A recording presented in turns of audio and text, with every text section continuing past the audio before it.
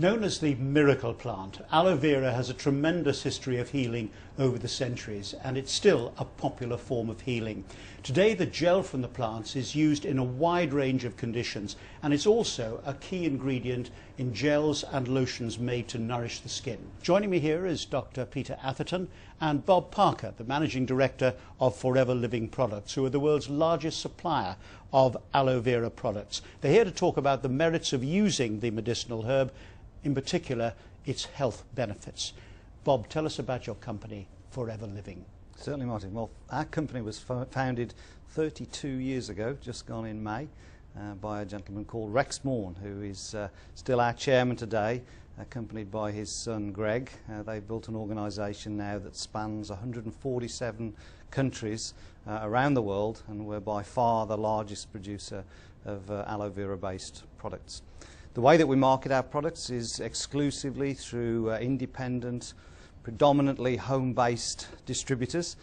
From our small, humble beginnings those 32 years ago in Phoenix, Arizona, which is still our hometown today, we now have over 9.5 million distributors involved with us across those countries. And each year we open up in at least one or two new countries, providing the occupants of those countries with an opportunity to build their own home-based business, enjoying the great benefits that we're going to hear about of aloe vera, and also being able to share those benefits with friends and family and people in their local community, at the same time creating an income for themselves.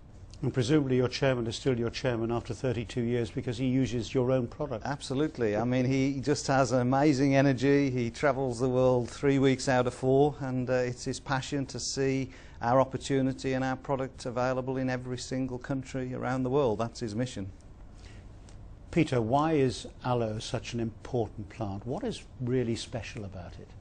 Well, I think it's been considered to be a very important plant for thousands of years, in fact, and recognized as such by many different cultures, including the ancient Greeks and Romans, the Egyptians, the Indians, the Chinese. And as far back as that? Oh yes, and it's well documented. There's a particular piece of evidence. It's called the Ebers Papyrus, that was excavated in Thebes in 1858 by the Egyptologist George Ebers, and was shown to date from the reign of the pharaoh Amenhotep, who reigned in about 1552 BC. But this papyrus actually showed that aloe was being used in the previous 2,000 years, and it mentioned at least 12 formulations of aloe vera. And are they similar to the formulations that we have today? Was it being used in the same way in those days? In similar ways, but I think we use it in a slightly more sophisticated way. Because of its popularity, you mentioned it was called the miracle plant, but it has actually loads of other nicknames. The medicine plant, the silent healer. The Apache Indians call it the dietary plant because they know it to be a food. But my favorite actually is a Japanese nickname called Isa Irazu, which translated, I'm told, means no need for a doctor. So you just take aloe. You'll be redundant. I will. You mentioned there another type of aloe. So there are different types of aloe. What makes this one special? Well, there are about, and I don't think anybody really knows, maybe 200 species of aloes in the world. And over the years, about 5, maybe 6 have been shown to have medicinal properties. That's all? That's all. And aloe vera is called aloe vera because it's the true aloe. To give it its proper name, it's Aloe barbadensis Miller, and is considered to be the most potent, and that's why Forever Living uses exclusively only Aloe barbadensis. And why do you recommend using it as a supplement on a daily basis? Well, 2 main reasons really. One is aloe vera is a superb general tonic. In it are about 30 different minerals, vitamins and trace elements that I believe are now missing often from our food today because we're just not eating fresh food as we used to. So you don't have to be ill to take aloe vera. It's just a general health tonic, supplying those deficiencies and thereby enabling your enzyme systems to work better. It has certain specific advantages in that it contains painkillers and anti-inflammatory components. So if people are suffering from painful conditions, and especially those that are inflammatory based like arthritis, will benefit from aloe. It has also a long chain sugar or polysaccharide which is known to affect the immune system. It's what's called an immunomodulator or immune balancer. So people suffering with disorders of the immune systems, two examples being psoriasis and ulcerative colitis, often get benefit as well. It has an effect on the bowel. It sort of regulates the passage of food through the bowel. It smooths out the contraction and relaxation of the bowel muscle. So it often helps people, for example, with irritable bowel syndrome. It's known to improve food absorption, particularly protein, and also to balance gut flora. So, for example, if you had an overdose of yeast or candida in your gut, it tends to sort of reduce that a bit. I wouldn't say it will eradicate it, but it balances it out. It seems incredible that one product could do all of those things. What's the magic ingredient?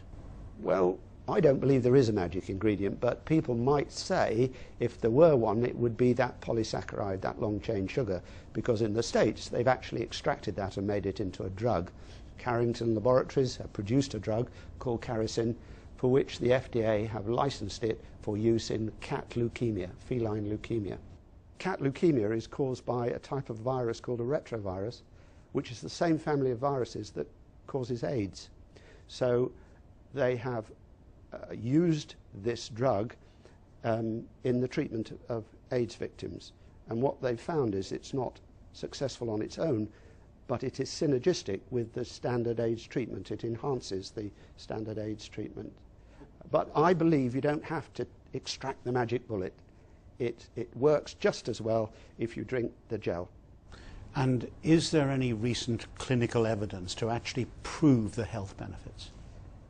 I would say yes, but not enough, because it's very costly to set up clinical trials. But we have done one important clinical trial sponsored by Forever in the use of aloe vera gel in ulcerative colitis, which is an immune disorder.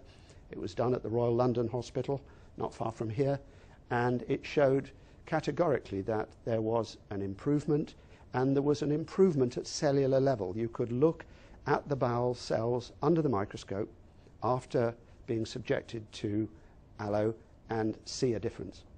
So it's not magic or myth. There is real medicine here, real medicine. Right, and can you then extrapolate from that? Can you take the difference that made to the cells and say that because it did it there, it is going to do it in the other areas that you were talking about? I mean, one could say that probably theoretically, but unfortunately I don't have the hard evidence to back that up. I would love to see many more clinical trials, and we as a company are about to set up another, but that's in the treatment of osteoarthritis, and that should be starting in a week or two, involving over 200 patients. So we're very keen to present aloe with an evidence base. And presumably there are thousands of people out there, hundreds of thousands of people who actually believe that it works for them. Oh yes, yes. We have a huge amount of anecdotal evidence, and I always say to people, if they're skeptical, well, just try it, see if it works for you. I think it's fair to say that many people get involved with the Forever organisation having firstly been customers, and they become a walking advert for the product because of the benefits that they've received, and that's very typical of how many people, not all people, but many people get involved with us. Why do you recommend that people use Forever Living's Aloe products rather than any other aloe product? I mean, you've got competitors out there, presumably. What makes Forever Living's Aloe product so special?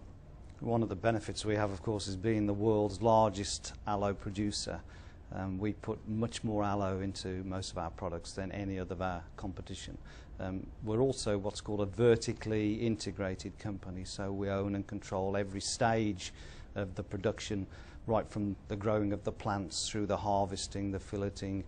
We have a global stabilisation process that's unique to our product, which retains all the natural benefits that an aloe plant has. And so when you drink our aloe or use our aloe, it's the equivalent of being able to, if possible, walk into our gardens here in England and harvest a raw aloe plant and take it in its best form, which is of course naturally. Aloe vera is something I've always associated with suntan creams. How do you make the leap from that to something you can drink? I think you're like most people. They do associate aloe with topical products, especially suntan creams. And believe it or not, one of the most popular nicknames for aloe vera is the burn plant, because it has been used for centuries to heal burns of all types. It has a natural soothing and moisturizing effect, so it's widely used in the cosmetic industry. Also, topically, it's used to put in wounds to heal. But drinking? Yes, well, the drink actually promotes the healing by providing the nutrients that are required to produce new cells. It's certainly not sold on its taste, it's sold on its benefit. Perhaps you ought to try it yourself. How about giving him a drink? Give me a whirl. Give you a whirl, absolutely.